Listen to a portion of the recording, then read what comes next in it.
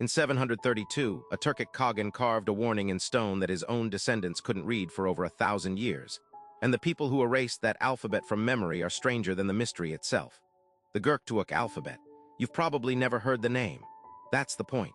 Between 682 and 744, a nomadic empire called the Second Turkic Khaganate ruled the Mongolian steppe. They built no cities. But they left monuments, massive stone slabs, carved with a runic script nobody in the modern world could read. Not scholars, not linguists, not even the Turkic peoples living a few hundred miles away. The stones sat in the Orkhon Valley for over 1,000 years, silent, covered in a language that had simply vanished from human memory. Whatever they said, nobody knew. And that's exactly how it stayed until 1893. In 1889, a Russian explorer named Nikolai Yadrintsev stumbled onto the stones near a riverbed in Mongolia. Rows of jagged, angular characters. Not Chinese, not Arabic, not Cyrillic, nothing anyone recognized. For 4 years, the inscription sat as an open puzzle, passed between European academics who couldn't crack a single line.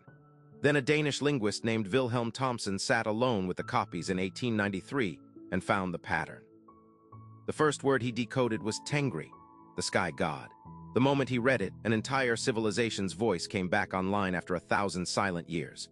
The stones turned out to be royal monuments, commissioned around 732 by a Khagan named Bilge, mourning his brother Kul Tijen. And in his own words, carved in his own alphabet, the Khagan had left something extraordinary, a direct warning to his people about what would happen if they gave in to China. Here's where it gets stranger. The Khagan's message wasn't a eulogy, it was a threat assessment.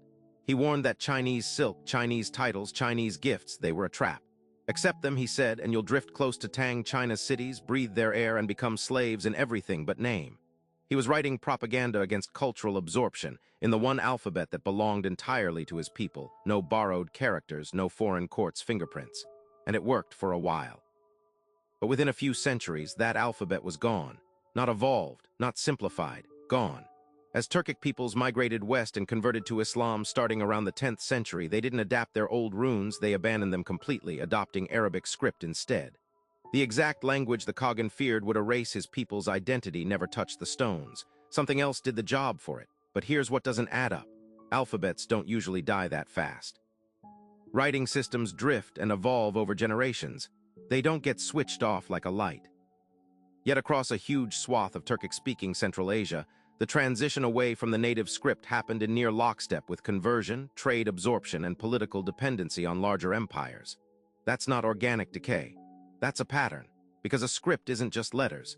It's the only key to everything written before it.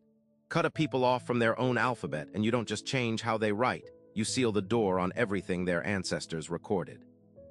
The Göktürk runes carried Tengri worship, steppe sovereignty, and open defiance of Chinese tributary rule. Every empire that later absorbed Turkic populations, the Islamic caliphates, the Persianate courts, even centuries later the Soviet Union, had the same incentive to bury it. And the playbook repeats with suspicious precision. New rulers arrive, new script arrives with them, and within one generation, nobody can read grandpa's writing anymore. His warnings, his beliefs, his politics, orphaned permanently. The Soviets forced Central Asian Turkic languages through 2 script changes in under 20 years, Arabic to Latin to Cyrillic, explicitly to sever ties to Ottoman and Islamic texts. It's the same maneuver Bilge Khagan warned about, just aimed at his own descendants, centuries later by someone else. So if the Göktürks lost their voice this way, what does that mean for every other natural alphabet shift in history? Ottoman Turks went from Arabic script to Latin script in 1928, and within one generation, millions couldn't read their own family's letters. Was that modernization, or the same trick updated? Somewhere out there, right now, someone can't read their own great-grandmother's handwriting, not because the words are lost, but because the alphabet was taken from them on purpose. The only question left is who decided that, and why nobody asked first.